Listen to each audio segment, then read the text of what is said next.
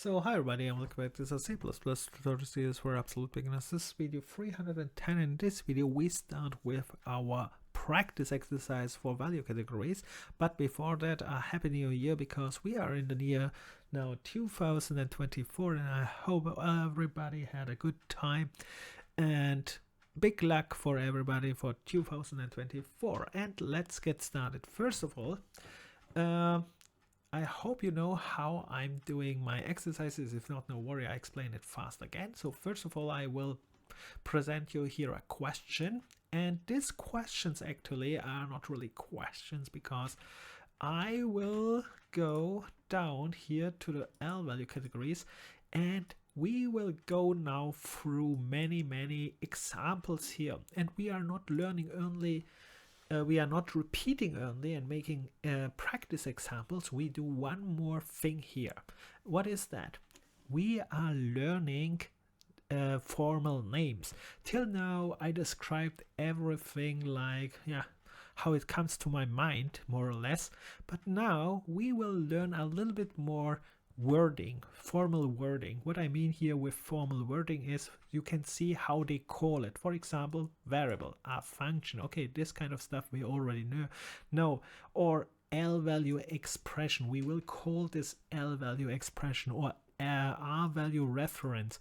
And not just calling a reference, then we will distinguish L value reference, R value reference. So all in all, our goal is also to understand this formal wording, how they use it. And I hope you get into this already, because we are talking here a lot about this CPP reference comes site.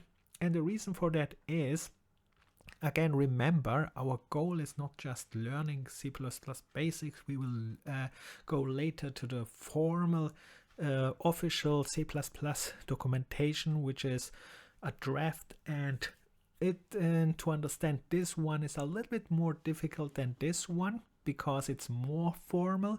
But the good point is, remember, CPP reference com is more or less copied out of the formal draft. So all these words what you see here you will find there as well.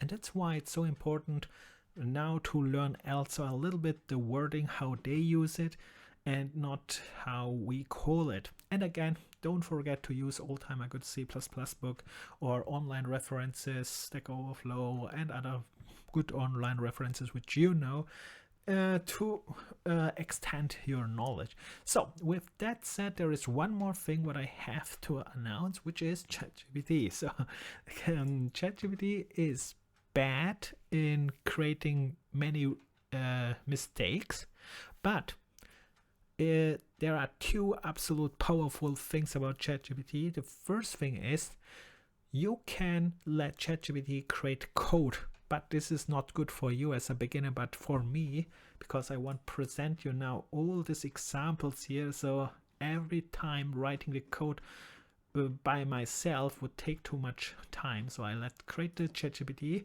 which can create wrong code, no problem. Our job as a programmer is to check the code, compile the code, and understand the code and find the error. So you can see that's one thing. And the next thing what ChatGPT is so powerful is, even when you have no clue, just write a word in and ChatGPT will find something, a hint. So it is very powerful in parts, and I will use that. And with that said, let's start and make, at least in this video, one example, which is the first one here. And let's see what we have there. So here again, how we do this: you read this question here, then you pause the video, try to answer the question as good as you can. Don't worry if it's right or wrong. If it's right, perfect. If it's wrong, just try to understand the right thing later when I present you it and learn it, because that's a part of our programmer. We learn. That's why we are here. All right. And yeah, it's also a very good training for debugging, because that's the big part of a programmer: debugging errors, finding errors, and all this kind of stuff. All right. With that said, I want that you pause the video and try it. and I will jump now to the answer. But first of all, let's read it together. So I have here an example. You can see it's just a variable which I created, and I assign it a value 5.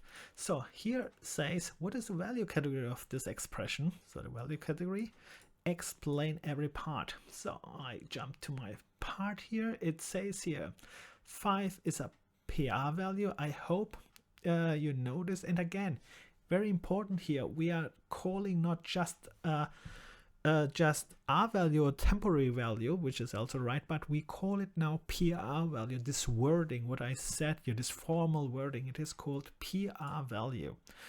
And it's a temporary value, you can say that as well. But important is here one more thing. If you set R value, for example, that would be wrong. Why? Why would it be wrong to say here an R value? Because an R value, remember, contains PR value and X value. And this is not an X value. In this case, this one is a PR value. So you have to say here PR value and not an R value. Temporary value, yes, but an PR value. And the next thing is here, this one here, you can see we have a name, and we learned something about value categories. So if you see a name, it is most time a L value category. Yeah, but careful. I just said here, this is a PR value. Why is the whole thing an L value category? Because the whole expression is considered by the compiler as an L value category. Why is this important? What the compiler thinks about this whole expression? Because if you are using this one in a function, it will call an L value expression function, also an L value function, because here it will not call an R value reference function, for example. It will call an L value reference. That is the one tricky part here, which you should remember. Perhaps we will see later an example about this one. And yeah, let's see what we have here. Yeah, like it says here, don't get confused with this one. This is an R value reference. So again, R value reference.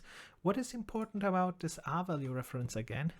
What we can assign to an R value reference, you can see we can assign it a PR value. What else we can? We could also assign X value to this one.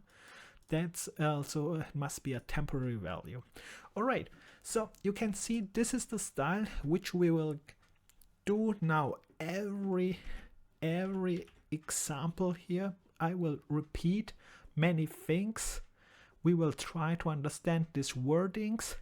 And the nice thing is I will go here step by step through, perhaps not all, because we have not talked about everything here, but we will make here many examples, many examples, and we repeat in general all our knowledge about C++, which means we will create classes again. We will talk how to create classes. We will talk about functions again. So with all the things what we had, we will repeat it as a practice run. So I hope you had fun and you are prepared for the next videos where we will do many practice examples.